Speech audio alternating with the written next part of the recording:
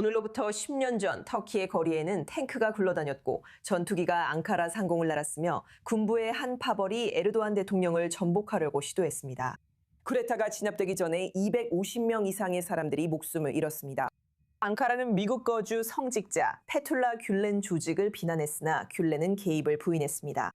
에르도안은 실패한 쿠데타를 이용해 군대, 사법부 그리고 공무원 조직을 숙청했고 이후 대통령 중심으로 더 많은 권력을 집중시켰습니다. 군대가 더 이상 선출된 정부를 위협하지는 못하지만 비평가들은 에르도안에 대한 민주적 견제 역시 극적으로 약화되었다고 말합니다. 더 자세한 이야기를 위해 신한기디 민주주의 수호재단 터키 담당 선임연구원을 모셨습니다. 신한 씨, 24뉴스 잉글리시에 함께해 주셔서 감사합니다. 오늘 에르도안 대통령은 7월 15일 터키 민주주의를 구했다고 말했습니다. 하지만 지난 10년 동안 이어진 일들을 보면 그날이 실제로 에르도안 대통령이 자신의 손에 훨씬 더 많은 권력을 집중할 수 있었던 순간이 된 것 아닌가요? 맞아요. 네, 그는 쿠데타 시도 당시 그것을 신이 내린 선물이라고 불렀죠. 그리고 제가 생각하기에 짚고 넘어가야 할 점은 에르도안 대통령이 쿠데타 시도의 배후로 지목한 귤렌 온덴션은 즉 페툴라 귤렌이 사실상 그 시점까지는 에르도안의 동맹이었다는 것입니다. 그가 쿠데타를 비판자들과 반대자들을 더욱 억압하는 구실로 이용했다고 생각하는 점이 매우 흥미롭습니다. 그리고 주목할 만한 점은 그가 쿠데타 기회를 이용해서 극심한 반미 정서를 더욱 강화하는 서사를 펼쳤다는 것입니다.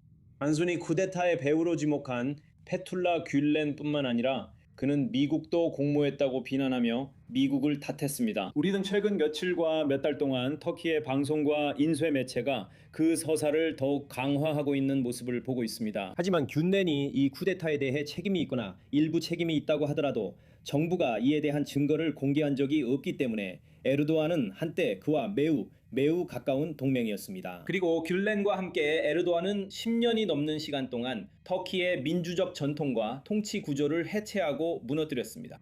그리고 귤렌과 에르도안이 결결했을 때 그들은 사실상 서로 전쟁을 벌였습니다. 쿠데타 시도는 귤렌이 에르도안을 제거하려는 시도였습니다. 결국 에르도안이 승리하게 되었습니다. 당시는 에르도안이 쿠데타 시도를 신이 내린 선물이라고 부른 강한 발언을 언급하셨죠.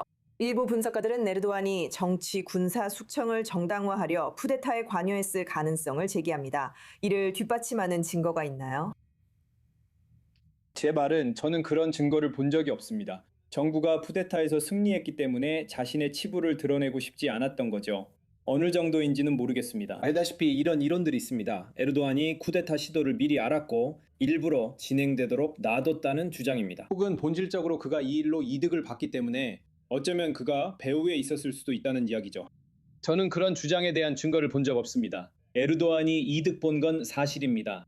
그 당시 유럽 지도자들과 미국 모두 에르도안에게 이렇게 말했습니다. 이 기회를 정말로 활용해서 민주주의 기준을 강화하고 더욱 확고히 할 수 있습니다. 이 순간을 터키의 민주주의를 진정으로 재건하는 기회로 삼으라고 말이죠.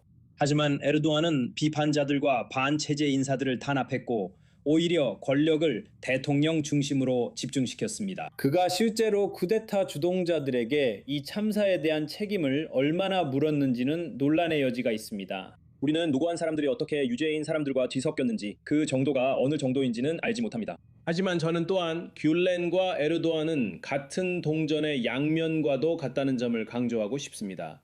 둘 다 이슬람주의자입니다. 그들은 모두 어떤 식으로든 터키의 통제권을 차지하기 위해 경쟁하고 있었습니다. 그리고 그들은 10년이 넘는 시간 동안 긴밀히 협력해 본질적으로 터키의 케말리스트와 세속주의 체제를 해체하고 공격했습니다. 하지만 터키가 어디로 나아가야 할지 그리고 통치 방식에 대한 의견 차이가 생기자 그들은 서로 전쟁을 벌이게 되었습니다. 우연히도 에르도안이 성공을 거두면서 귤렌 운동을 어느 정도 밀어냈습니다.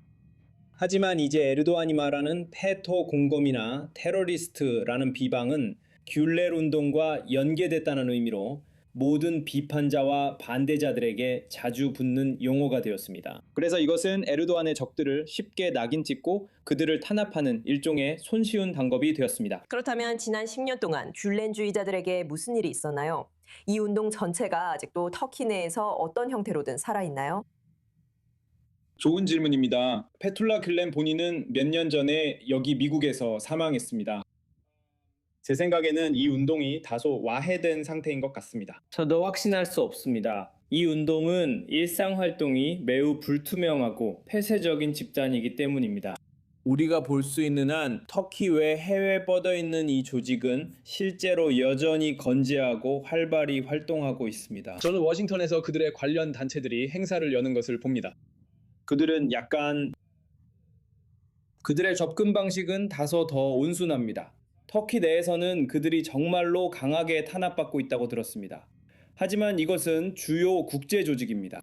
그리고 에르도안이 그들을 얼마나 계속해서 탄압할지 앞으로 지켜봐야 할 것입니다. 하지만 다시 말하지만 지금 이 시점에서 에르도안이 이 운동에 책임을 묻는 것에 대해 정말로 신경 쓴다고는 생각하지 않습니다. 이것은 에르도안 정부를 비판하는 누구든지 페툴라 귤렌 테러리스트 또는 터키어 약어로 페토라는 오명을 씌워 평판을 흑선하는데 매우 유용한 도구입니다. 그리고 그 점에서 그는 매우 성공적이었습니다. 신한기대 박사님, 이번 쿠데타 시도 이후 10년이 지난 지금 이 문제를 논의하기 위해 함께해 주셔서 또 i24 뉴스 영어 방송에 함께해 주셔서 감사합니다.